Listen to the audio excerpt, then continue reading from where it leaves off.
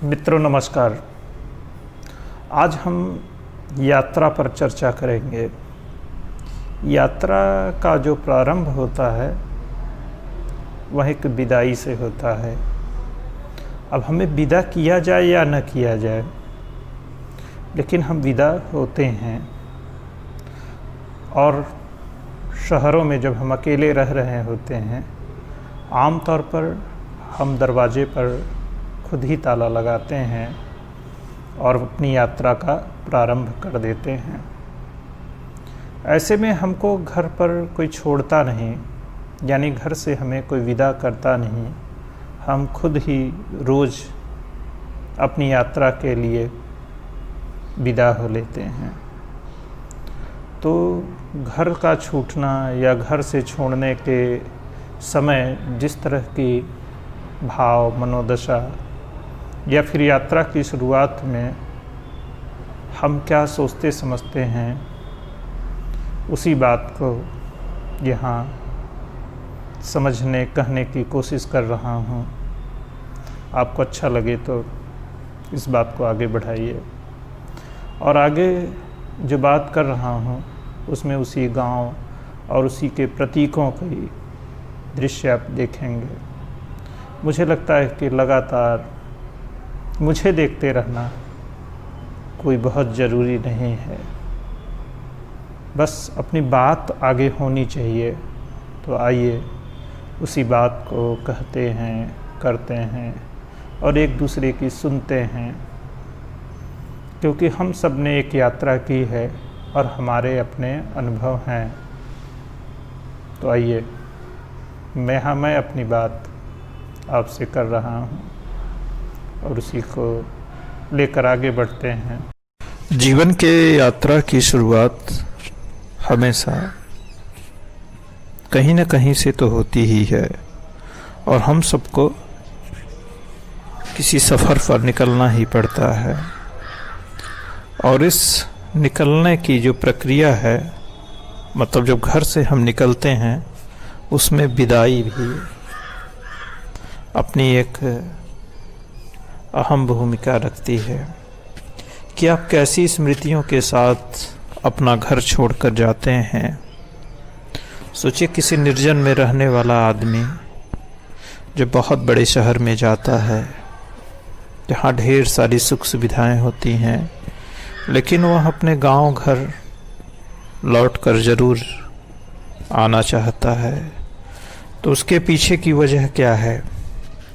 वहाँ अपने घर परिवार और उस मुफलिसी से भी प्रेम करता है जिसे वह कभी छोड़कर भाग जाना चाहता है।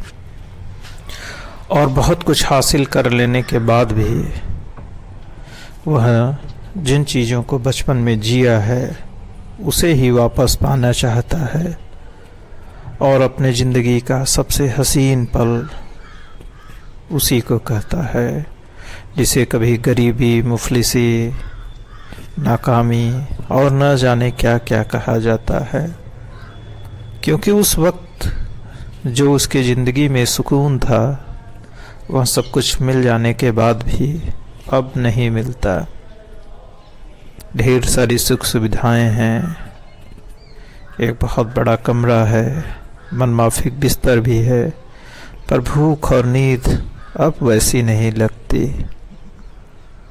तो ज़िंदगी में खुश होने की जो वजह है, संतुष्टि है और एक अच्छी सी नींद आ जाती थी और खाने में जो स्वाद मिल जाता था, सब कुछ होने के बाद यह चीज़ें खो जाती हैं। और जब आप बहुत बड़े हो जाते हैं, मतलब उम्र का एक दौर जब पार कर लेते हैं, तो बहुत सारे रिश्ते नाते, एक जो प्रकृति की अपनी प्रक्रिया है वह चलती रहती है और बहुत सारे लोग हमें छोड़ के चले जाते हैं और उसमें हमारी माँ भी होती रहती है। और बहुत से बुजुर्ग जिन्हें हम बचपन में बहुत प्यार किए रहते हैं, वो भी बहुत दूर जा चुके होते हैं।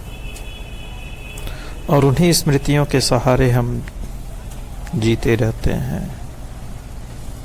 और बहुत सारी चीज़ें जब आज जीवन में घटती हैं तो हम उसी बचपन में, उसी अतीत में लौट जाते हैं।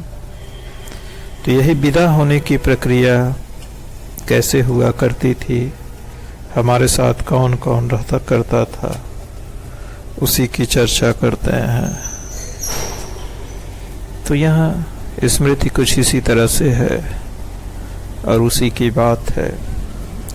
अक्सर हमारे घर से जब कोई किसी सफ़र के लिए निकलता था तब वह बहुत दूर तक उसके पीछे पीछे चलती रहती। तब हम गांव में थे, बहुत छोटे थे और पीछे पीछे इस तरह चलने का मतलब नहीं समझ पाते थे। कोई जा रहा हो तो उसके पीछे कुछ दूर तक चलने से भला क्या हो जाएगा, और किसी जाते हुए को विदा करना और तब तक उसकी राह में खड़े रहना जब तक वह आंखों से ओझल नहीं हो जाता, और जाने वाला भी कई बार पलटकर उनकी तरफ देखता। वह वहीं उसके इंतज़ार में खड़ी रहती थी जबकि वह धीरे धीरे अपनी मंजिल की तरफ बढ़ता चला जाता है। शायद जाने के बाद भी यह इंतज़ार की स्मृति उसके जेहन में हमेशा के लिए बैठ जाती है।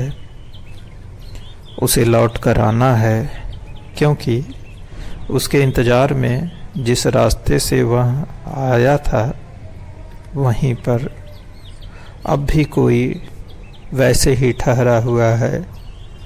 आज मैं शहर में रहता हूँ और दरवाज़ों के बंद होने की आवाज़ सुनता हूँ। यहाँ हर तरफ गलियाँ हैं, सड़कें हैं, इमारतें बहुत ऊंची हैं, सीढ़ियों पर भी बहुत लंबा सफ़र होता है। एक आने जाने का अंतहीन सिलसिला है।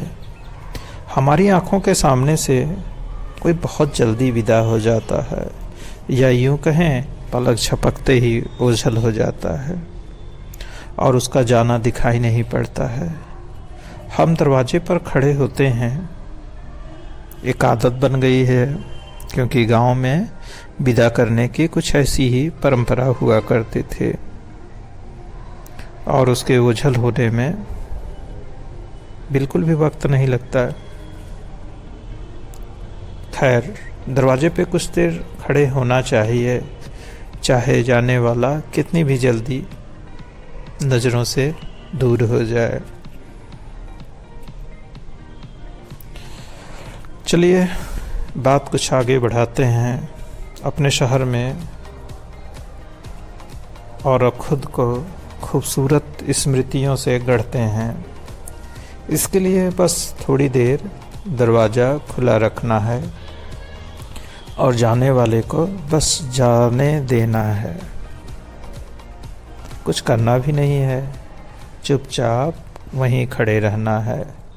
सीढ़ियों से वह उतर रहा हो या फिर एकदम पास वाली गली में मुड़ गया हो, दरवाजे से दिखाई न पड़ रहा हो, तब भी दरवाजे को थोड़े आहिस्ता से बंद करना चाहिए। हो सकता है उसकी आवाज़ जाने वाले के कान में सुनाई पड़ जाए और बंद दरवाजे की स्मृति कि दरवाज़ा कितनी तेज़ी से बंद किया जा रहा है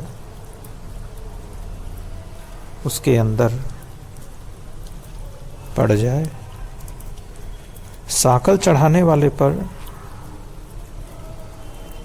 साकल जब आप चढ़ा रहे हो, दरवाजे की चटखनी आप जो भी कहते हैं उसको लगा रहे हो, तो उसको थोड़े आहिस्ता से लगाएं, कहीं तेज़ आवाज़ न आए कि जाने वाले को लगे कि यह दरवाज़ा उसी के लिए बंद किया जा रहा है और फटाक से बंद होते दरवाज़ा उसके मस्तिष्क में रह जाए। क्योंकि जब वो जाए तो बंद दरवाजे की स्मृति उसके साथ न जाए, उसे लगे कि कोई दरवाज़ा उसके लिए खुला हुआ है। वैसे भी शहरों में ज़्यादातर दरवाजे बंद मिलते हैं, दस्तक देने के बाद भी बड़ी मुश्किल से खुलते हैं। इन घरों के अंदर जो लोग हैं उन्हें सदा यह डर सताता रहता है कहीं कोई आ न जाए, उनकी ज़िंदगी दुश्वारियों से न भर जाए। जो गांव से आए हैं उन्हें तो याद होगा, जाते हुए को देखने का एक अजब सा चलन हुआ करता था, जहां लोग किसी अपने को जाते हुए देखा करते थे, या यूं कहें कुछ दूर छोड़ने जाया करते थे। मालूम है उनके छोड़ने जाने की कोई ज़रूरत नहीं थी, जिसको जाना है वह तो चला ही जाएगा। पर वह जाने वाला एक सुखद याद लेकर यहाँ से निकले और अपनी मंजिल की तरफ बढ़ता चला जाए। वह पूरी दुनिया में कहीं भी रहे, जहाँ से आया है उसकी यह स्मृति कि उसके इंतज़ार में उसके घर वाले, उसके दोस्त, उसके अपने शायद वैसे ही खड़े होंगे, क्योंकि उसने किसी को वापस जाते हुए नहीं देखा। वह जब भी पलट कर देखता, उसके लोग उसको जाते हुए निहार रहे थे। लौट कर जल्दी आना। क्या बिना जाए काम नहीं चल सकता? जीने के लिए यात्रा करने का तरीका सीखना भी तो ज़रूरी है। आपकी यात्रा मंगलमय हो। ऐसे ही चलते रहिए, सुरक्षित रहिए। इन पगडंडियों को याद रखिए। वह रास्ते अब भी वहीं पर हैं जिन्हें छोड़ कर गए थे। वह अब भी तुम्हारे इंतज़ार में हैं, क्योंकि वापस आने के लिए उन्हीं रास्तों की अब भी तुम्हें ज़रूरत है, और वो पगडंडियाँ अब भी वैसी ही हैं। तुम्हारी यात्रा मंगलमय हो।